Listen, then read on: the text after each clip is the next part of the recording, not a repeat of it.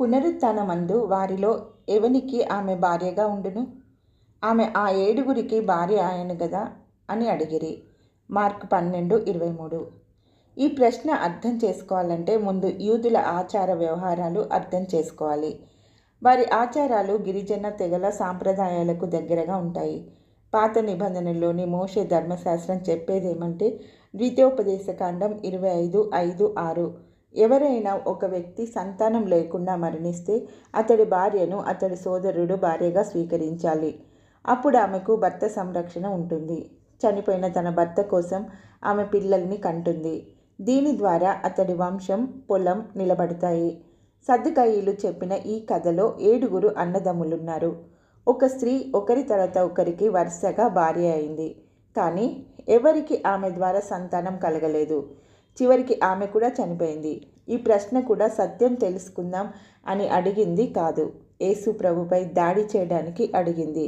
ఆయనను చూసి ప్రజలు హేళన చేయాలని వారి భావన. ఆయనంటే వారికి భయం. ఆయన బోధను ఆపకపోతే తమ మార్గాలు మార్చుకోమని ఆయన వారికి కోరుతాడు. ఆ పని చేయడం వారికి ఇష్టం లేదు.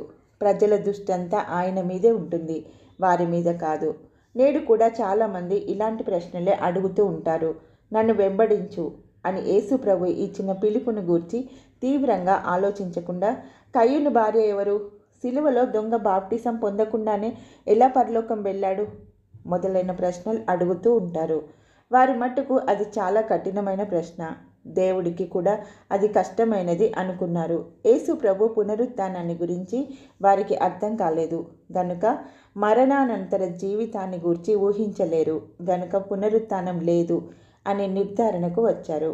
సద్దుకాయల తలంపులు తప్పు అని ప్రభు చెప్పాడు. ఎందుకంటే వారు లేఖనములను కానీ దేవుని శక్తిని కానీ ఎరుగక పొరబడుతున్నారు.